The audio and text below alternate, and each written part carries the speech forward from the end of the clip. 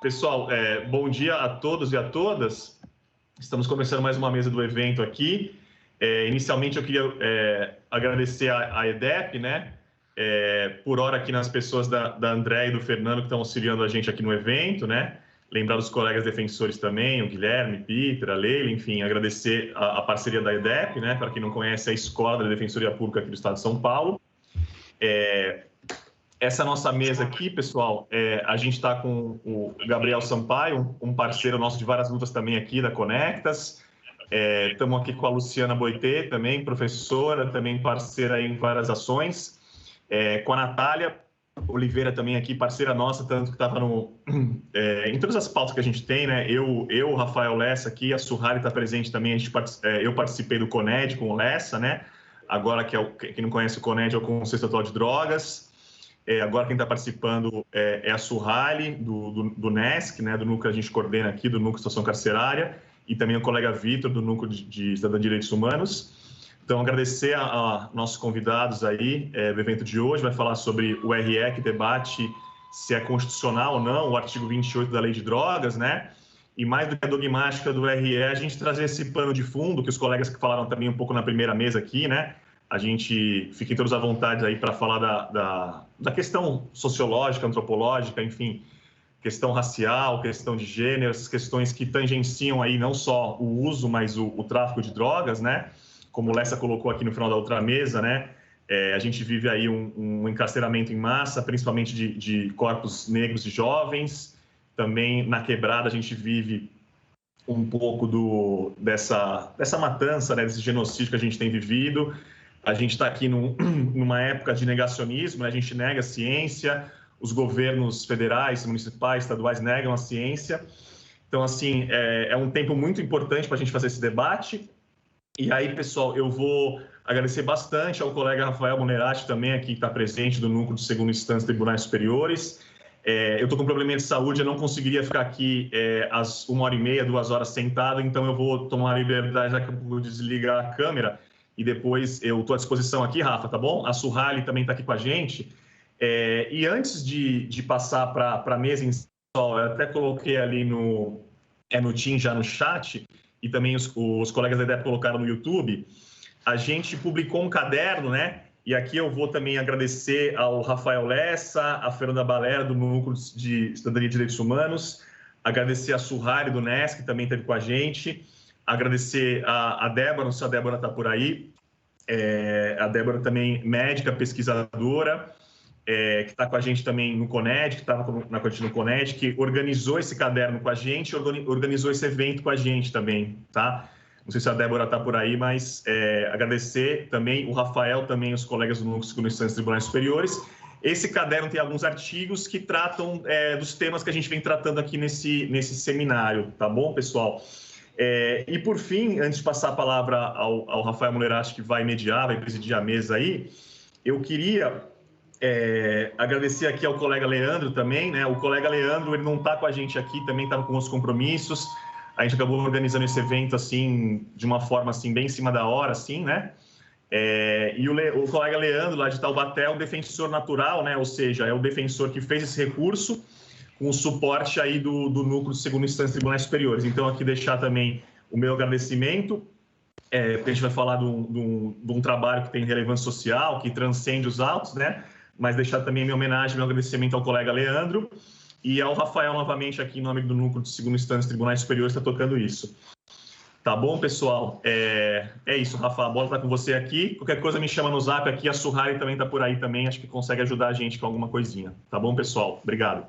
Obrigado, Matheus. Eu gostaria também aí, na esteira do que você já colocou, de agradecer a EDEP, aqui a André e o Fernando, que estão nos ajudando. Queria agradecer também o pessoal do Núcleo de Direitos Humanos, Rafael Lessa, Fernanda Balera, que está aqui também com a gente, e agradecer o pessoal do NESC também, por Matheus, a Suhaili. Fico muito feliz, muito contente de estar ajudando vocês aqui, de estar também fazendo parte dessa mesa. E, rapidamente, antes de passar aqui a palavra para os nossos convidados, que muito nos honram com a presença aqui, a Natália, o Gabriel, a Luciana, dizer que esse recurso extraordinário, 635-659, é realmente para nós muito importante, talvez um dos recursos mais emblemáticos que nós temos na Defensoria Pública de São Paulo, e ele acabou, obviamente, como não poderia deixar de ser, extrapolando os limites da Defensoria Pública de São Paulo e se tornando um recurso nacional, não só pelo reconhecimento da repercussão geral, mas pela participação de praticamente toda essa parcela da sociedade civil que se preocupa e que trata do assunto de drogas. A mim, particularmente, e para o Núcleo de Segunda Instância, que vem acompanhando esse recurso desde o seu início, e a mim, particularmente, que acompanha esse recurso desde 2011, quando ele primeiro aportou no Supremo Tribunal Federal, e nós ali já começamos um trabalho de convencimento para o reconhecimento da repercussão geral na época. E vocês vejam que 2011 até 2015, quando teve o início do julgamento, já demorou um tempo, e agora esse tempo, novamente, lamentavelmente, continua se reproduzindo aí. E o que mais me chama a atenção nesse caso é o que nós conseguimos fazer, justamente o que nós conseguimos trazer de pessoas, de instituições, de organizações da sociedade civil que trabalham esse tema de uma maneira organizada, de uma maneira concertada. Salvo engano, talvez tenha sido a primeira experiência na Defensoria Pública de São Paulo que conseguiu, de uma certa forma, organizar, vamos dizer assim, esse trabalho. E aí, a partir disso, então, todos os Amit Curiae, todas essas associações também trilharam um caminho importante na obtenção de audiências, nas sustentações, nos pareceres, nas notas técnicas.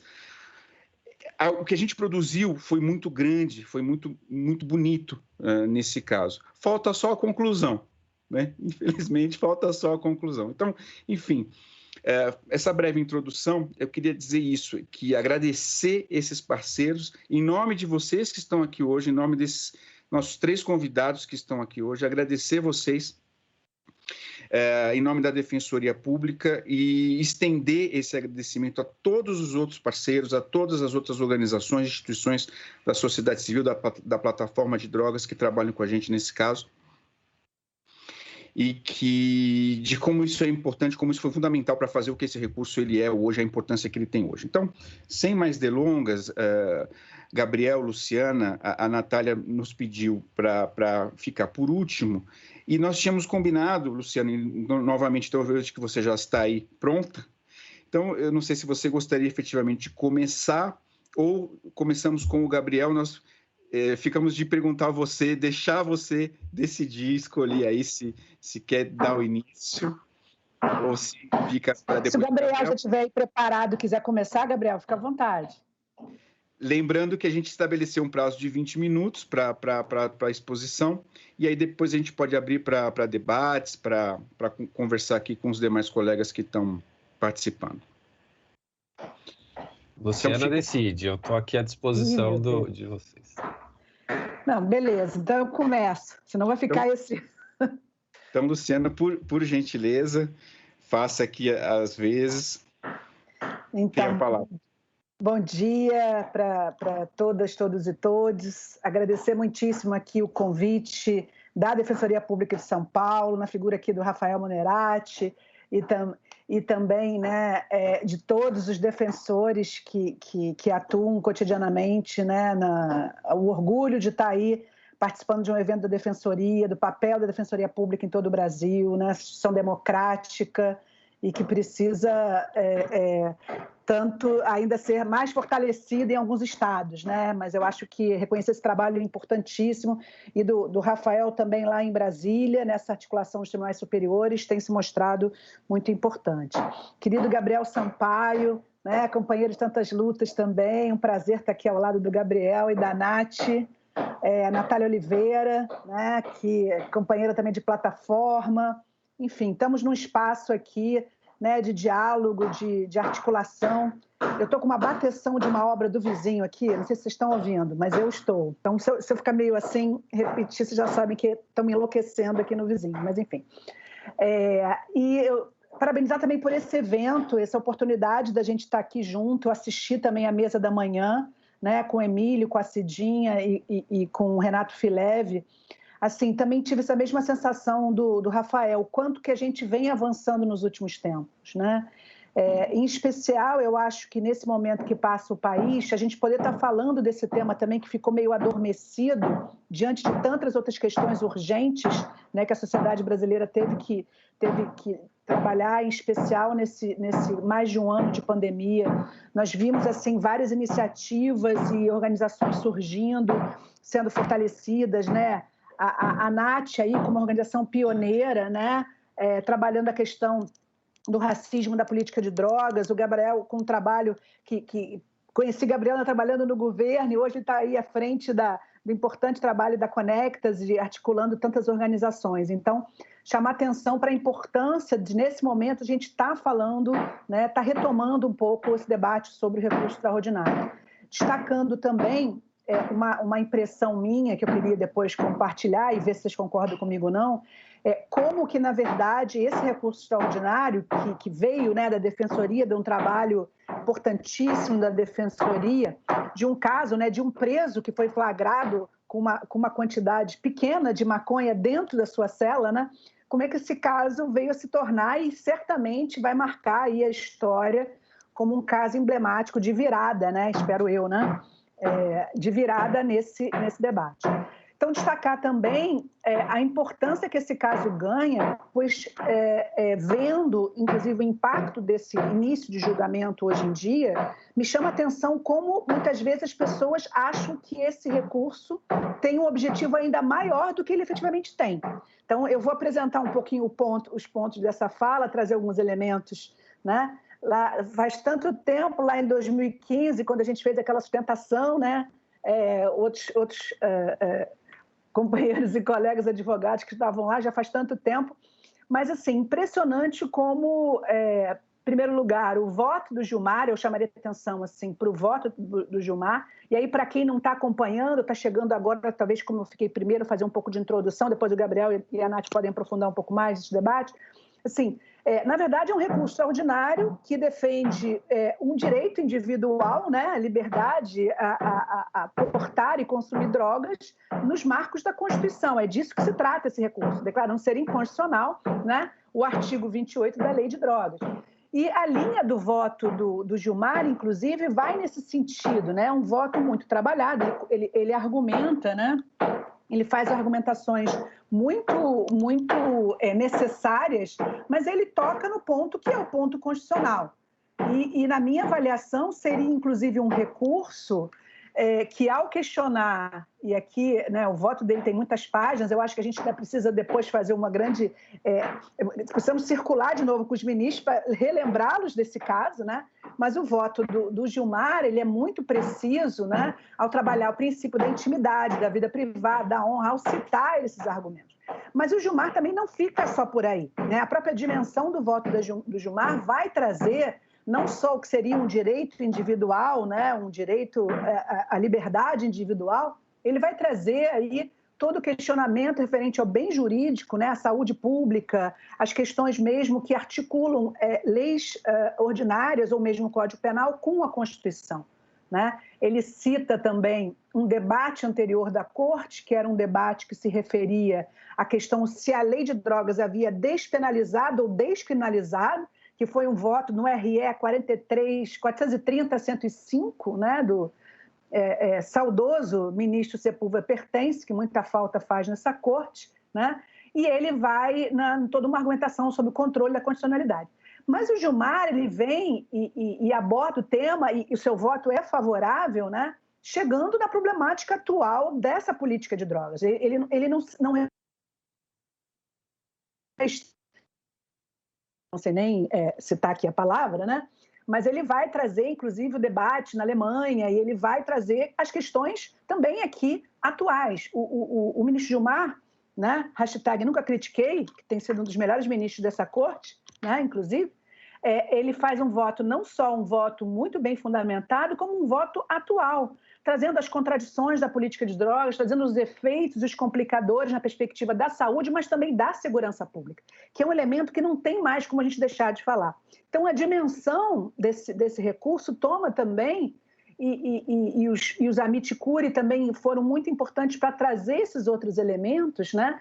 Porque a gente vai muito mais além de um mero debate constitucional, de um direito burguês liberal. A gente está aqui vendo, está fazendo uma crítica à política de drogas. E a dimensão desse julgamento ultrapassa as fronteiras do que seja um mero debate de descriminalização, por exemplo, né?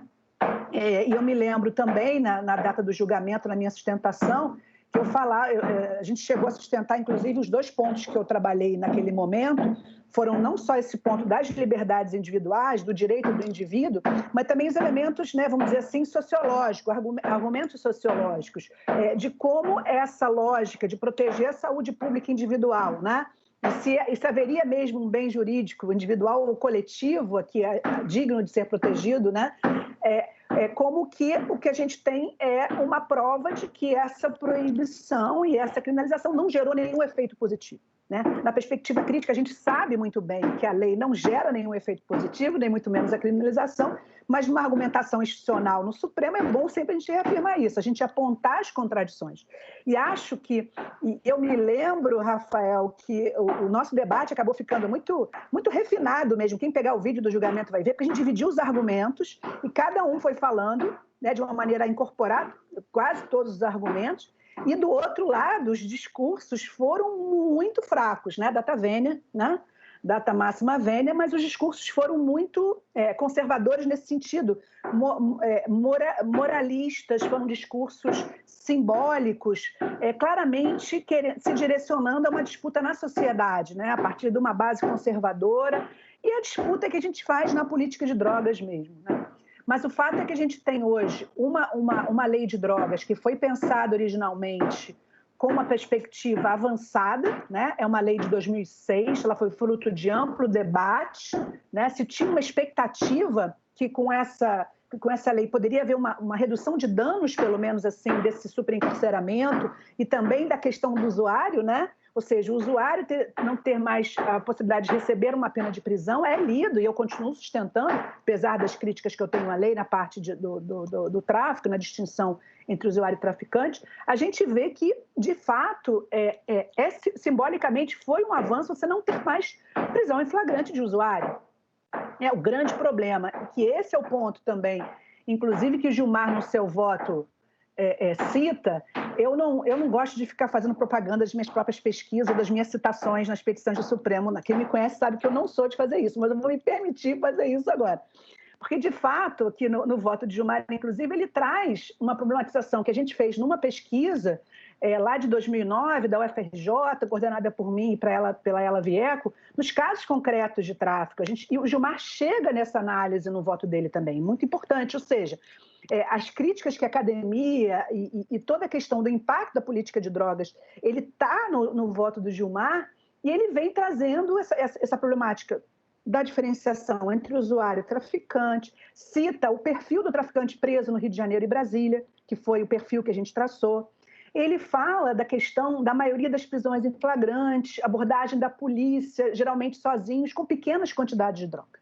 Então, esse tema, apesar de não estar originalmente no escopo do recurso extraordinário, ele vem com muita força e ganhou dimensão de um debate social, né? Então, as questões também que foram trazidas no momento do julgamento, as questões da seletividade penal, as questões do racismo, da política de drogas, da guerra às drogas como uma guerra a pessoas, né? Como uma política que, além de não trazer nenhum ponto positivo, nenhum resultado, que ela é fruto também e ela reforça as desigualdades sociais, o racismo estrutural. É uma política que legitima o extermínio de pessoas, né? Numa perspectiva que a gente tem, inclusive, de trazer o Rio de Janeiro, onde eu moro, é um exemplo disso, né? É uma permissão para matar, né? A política de drogas ela autoriza a polícia a matar e é um discurso que é legitimado pela sociedade e que é política dos governos do Estado do Rio de Janeiro até hoje. Ninguém nunca mudou essa política, talvez só na era Brizola,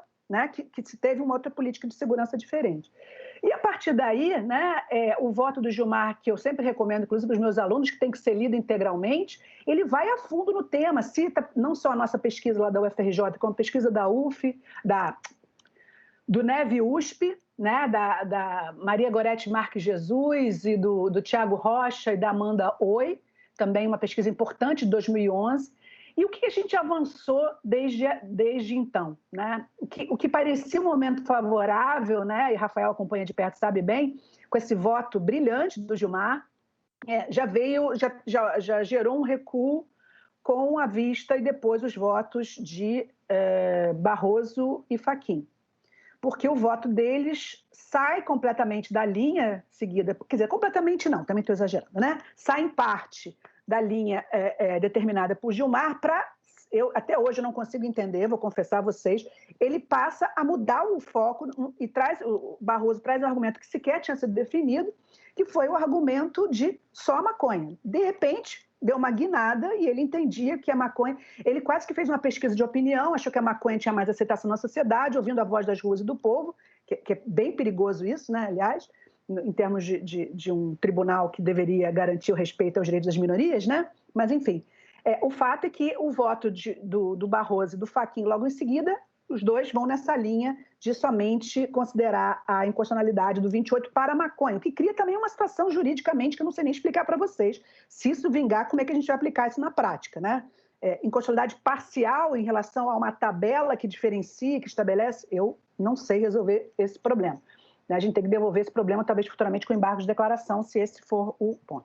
Mas nesses minutos finais, eu acho que eu tenho só pouquinho tempo, mas eu queria só colocar aqui que o que aconteceu a seguir foi a tragédia da morte de Teori Zavascki. Eu estava apostando num voto interessante de Teori Zavascki, eu sou dessas, né? Jamais saberei, não sei se Rafael também pensava, jamais saberemos, mas, enfim, a gente articulou, a gente conversou com vários ministros, né, assim, todos muito contidos, né, não davam suas opiniões, mas a gente conseguia perceber pelas perguntas e tal.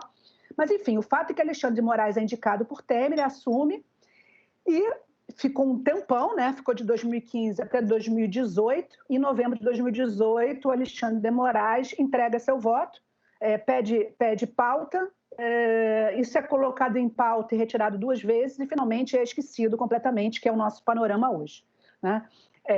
O Alexandre de Moraes chegou a fazer uma pesquisa, né, sobre a aplicação da pena da lei de drogas. Eu achei interessante, né, uma avaliação que isso teria sido algo importante. Nos deixou bastante curiosos, mas o fato é que esse processo está pronto para dar seguimento, possivelmente com outros pedidos de vista, mas até hoje não temos. E a última notícia é que, por um acaso, eu puxei esse assunto numa live do Grupo Prerrogativas, né, no último sábado, e não houve nenhum despacho. O Matheus Moro, que é do bem, né, Moro do bem, não houve nenhum despacho desde novembro de 2019. Pois é, a gente está agora, então, numa posição que o ministro Alexandre de Moraes trouxe uma análise que, para mim, foi extremamente... Eu fiquei muito surpresa quem viu Alexandre de Moraes, né, cortando pés de maconha no Paraguai, está no YouTube, né, para quem quiser procurar, se surpreende com a posição dele hoje. Agora, a gente também não consegue entender, nem ter uma ideia precisa para que caminho que vai o voto do ministro Alexandre de Moraes. Mas, certamente, essa pesquisa que ele realizou poderá trazer elementos importantes. Em especial, a questão do racismo na lei de drogas, né, que a gente espera que essa pesquisa possa ter apontado, né, uma pesquisa que foi bastante profunda para saber quem são os selecionados, né, quem são aqueles que são alvo já antecipadamente da lei de drogas, porque é uma crítica necessária a ser feita, e Gabriel e Nath certamente vão aprofundar mais esse tema, mas, assim, o fato é que o Supremo hoje ele está numa situação que são muitas urgências, né, julgamentos e atropelos de pauta, mas eu vejo ainda uma grande potência, Rafael, e você depois pode também comentar aí o que você está achando, eu queria te ouvir também. Eu vejo uma potência muito grande ainda desse recurso extraordinário e também a urgência de não se demorar muito a dar prosseguimento. embora a gente saiba por que saiu de pauta, né? Foi um compromisso inicialmente do Toffoli, o Fux também, eles não querem botar temas polêmicos. Imagina se não é? O que nós estamos vendo hoje é cada vez temas mais polêmicos, mas na época era evitar um tensionamento. Eu acho que assim, fica aqui um desafio, uma provocação para todos os coletivos e todos os grupos que estão articulando aí que atuam na crítica à política proibicionista, aos antiproibicionistas, aos reformistas também, que estão nessa pauta Estamos Juntos, né, no sentido da gente poder pressionar para que esse recurso seja pautado. Eu gostaria muito de dar continuidade a esse recurso antes de Marco Aurélio, por exemplo, se aposentar, embora eu saiba que isso vai ser bastante difícil. Mas o fato é que temos argumentos jurídicos mais do que suficientes, temos evidências científicas mais do que suficientes.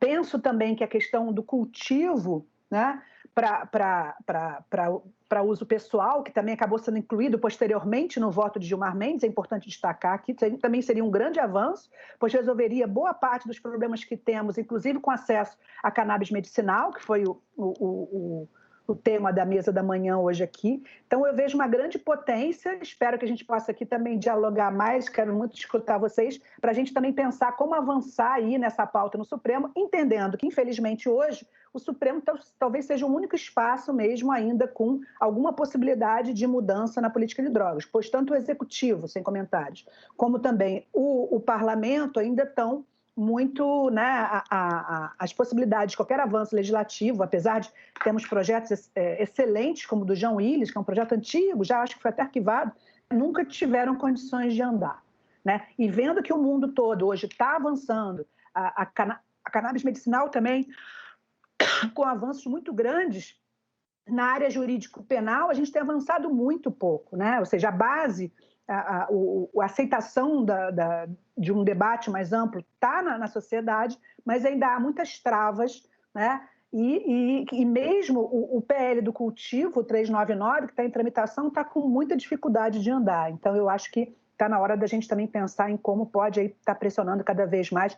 Quem sabe aquela resposta do Alexandre de Moraes também nos permita, já falei isso com o Rafael no nosso grupo de Zap lá, quem sabe nos permita a gente pensar em articulações aí. E de forma a trazer também novos atores que, após 2015, que também entraram, que estão aí nesse debate, que possam, de alguma forma, poder estar aí somando, né, e pautando temas tão importantes. O fato é que a gente não dá para suportar uma continuidade dessa política. Temos aí a pesquisa da Julita Lengruber também, que é a grande inovação, falando dos custos dessa guerra às drogas, né? do genocídio que essa guerra de drogas traz, né? E a gente sabe o alvo dessa população que é vítima da guerra às drogas, que são jovens negros, as mulheres encarceradas por tráfico, também um tema muito importante. Mas, enfim, seria essa minha contribuição aqui nesse início. Depois a gente vai ter umas perguntas, a gente possa aprofundar um pouco mais. Obrigada pelo convite. Um prazer estar aqui com vocês. Vamos em frente. Obrigada. Obrigado, Luciana. Agradeço demais a sua participação. E aqui, entre nós, agora a Luciana comentou que a gente sempre conversa, né, de vez em quando, a respeito desse tema. E a Luciana, sem dúvida nenhuma, é sempre uma das mais otimistas com relação ao recurso, à continuidade do julgamento. E com toda a sua experiência, com todo o seu conhecimento, é fundamental que a gente tenha você com a gente e com esse otimismo, né? Eu até vou deixar aqui algumas questões, algumas perguntas que eu tenho para você, mas eu vou deixar para o final para a gente debater depois nós três, depois que todos falarem. Mas eu queria só comentar rapidamente, antes de passar a palavra para o Gabriel, que eu acompanhei, assisti a sua pergunta, a sua questão, né? O questionamento que ficou famoso até entre todos ali do questionamento ao Alexandre de Moraes, e me surpreendeu até de uma maneira positiva, né? Primeiro, obviamente, a sua oportunidade, que não perdeu a oportunidade, isso foi fundamental, né? Ou seja, o ministro estava dando uma live e você aproveitou a oportunidade que você teve justamente para questionar esse assunto. Então, veja aí, isso acho que já demonstra a sua preocupação, o seu envolvimento com esse tema, né? Entre tantos outros. A sua questão foi nesse sentido do recurso extraordinário. E eu me surpreendi porque eu não tinha a sensação de que ele estava efetivamente querendo julgar. E me pareceu ali que ele efetivamente quer julgar. tanto que ele disse que já estava com o voto pronto, já tinha pedido a pauta, como você mesmo disse, foi retirado por 2 vezes para começar a dar análise do voto dele, né?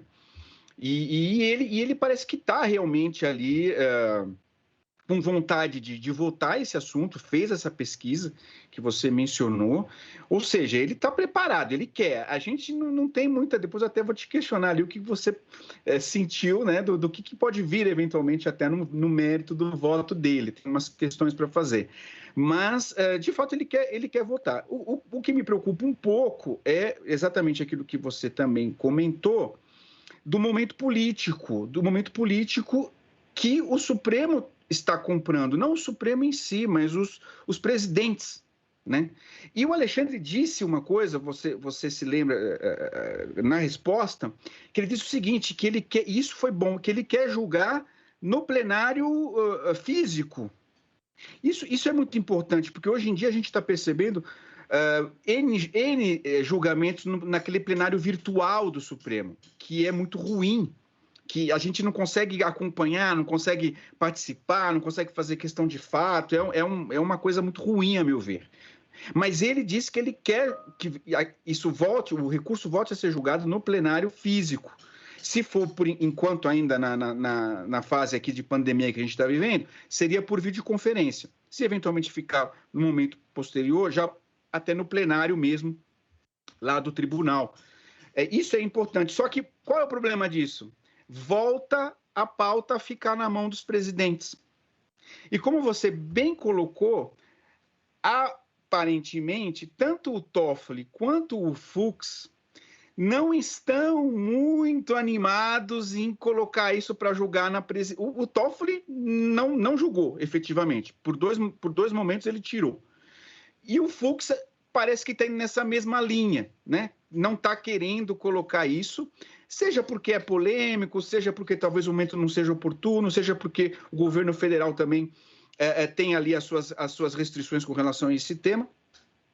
Então, a gente está de novo nessa sinuca aí. Mas, enfim, depois, no final, eu volto a conversar contigo, fazer umas perguntas a respeito disso. Mas, novamente, muito obrigado pela sua disposição, muito obrigado por aqui compartilhar com a gente esses bastidores, você que está, né, desde o início também muito envolvida com esse tema.